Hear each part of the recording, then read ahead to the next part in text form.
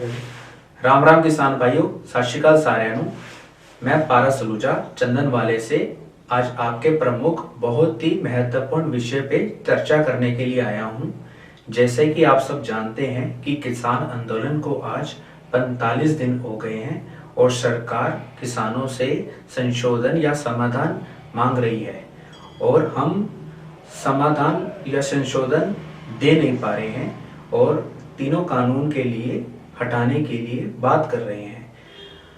मेरे हिसाब से हमारे पास समाधान भी है और इसका संशोधन भी है, जिसके बारे में मैं आपसे बात करना चाहता हूँ। जैसा कि हम लोग जानते हैं कि किसान 3 से 6 महीने लगाता है अपनी फसल उगाने में और उसको उसका मूल्य 20 से 40% भी नहीं मिल पाता और यही हमारी मेन प्रॉब्लम है, यही हमारी मेन समस्या है।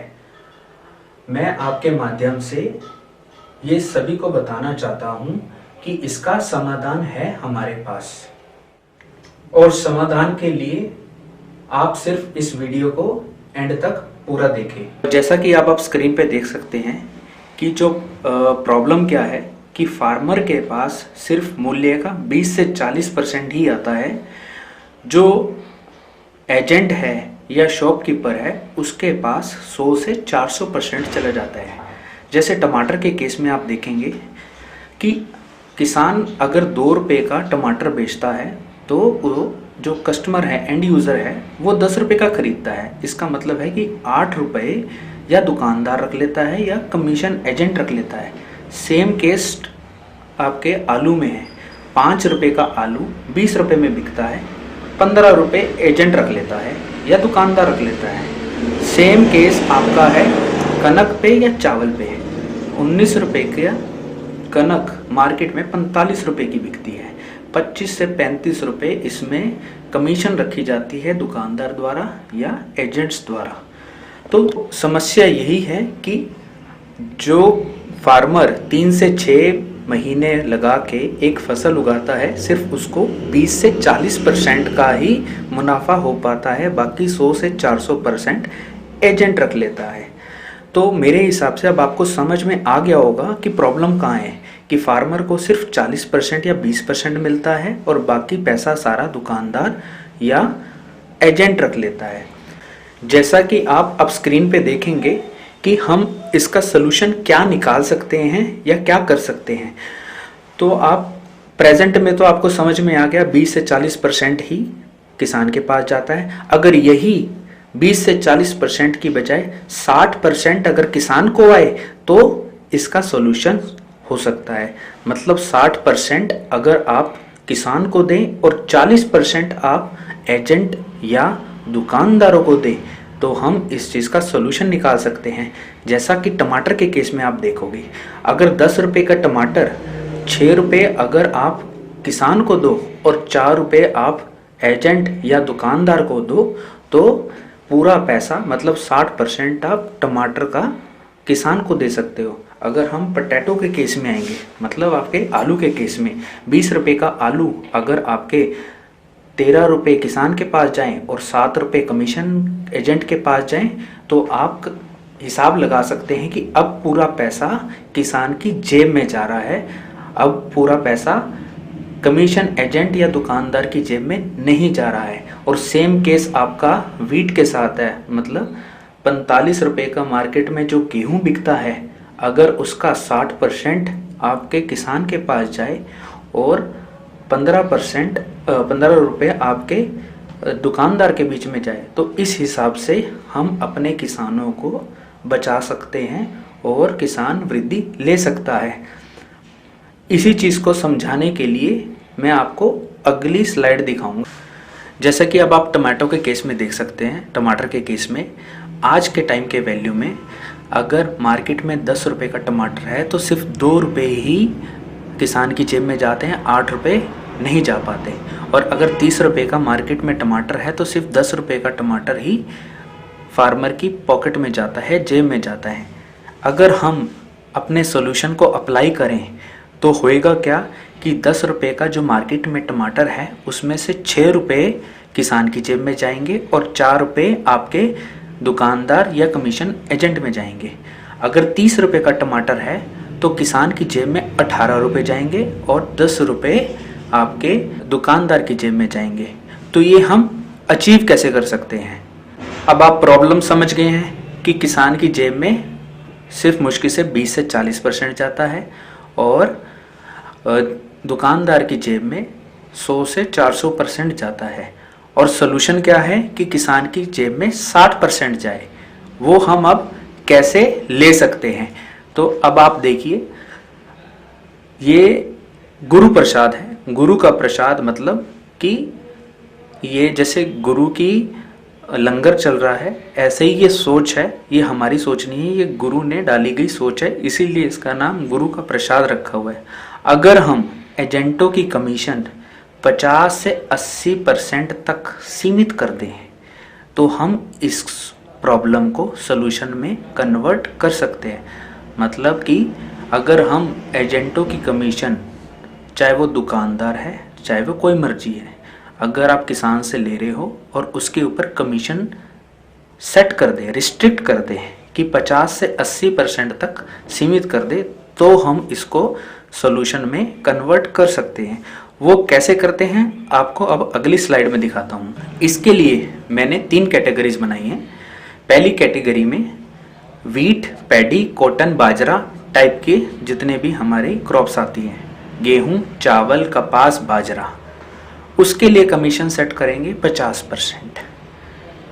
जो कैटेगरी 2 में है उसमें है वेजिटेबल्स और फ्रूट्स जिसकी हम स्टोरेज नहीं करते हैं, इस पे कमीशन सेट होगी 60%।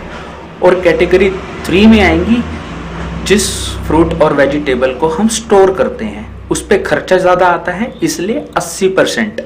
अब हम जानेंगे कि अगर हमने पहली कैटेगरी, दूसरी कैटेगरी या तीसरी कैटेगरी, जब ये हमने आपके क्रॉप के प्राइस पे डाला तो उसका क्या इफेक्ट डाला।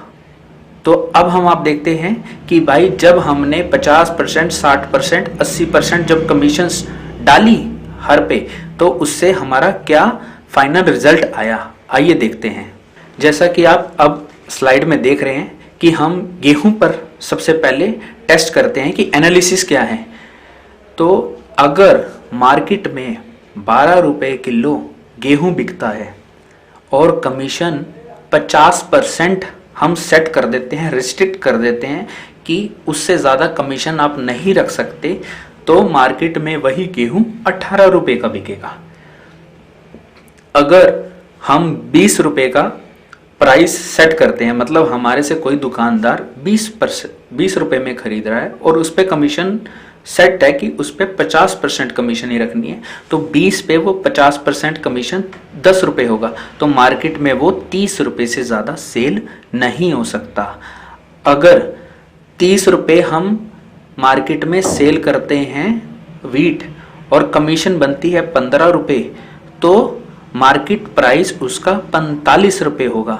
इसका मतलब क्या है कि आप दुकानदार अगर 45 रुपये का कोई वीट बेच रहा है, गेहूं बेच रहा है, आटा बेच रहा है, तो उसको 30 रुपये किसान को देना पड़ेगा और 15 रुपये वो अपने पास रखेगा। ऐसे हम उसको कमीशन सेट कर सकते हैं।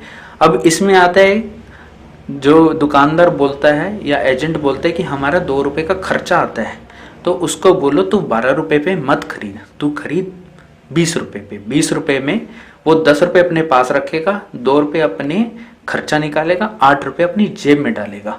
तो ऐसे हम कमीशन सेट कर सकते हैं। आपको अगली स्लाइड में दिखाता हूं कि हम पोटैटो पर अगर ये फॉर्मूला अप्लाई करें तो क्या हो सकता है। जैसे आप कोई किसान 5 रुपये का पोटैटो आलू बेच के आए, तो उस पर कमीशन है 80%, क्योंकि ये तीसरी श्रेणी में है, तो 80% के हिसाब से उस पर 4 रुपये हो गया, तो वो उस रिस्ट्रिक्ट है कि वो 9 रुपये से ज़्यादा आलू मार्केट में नहीं बेच सकता।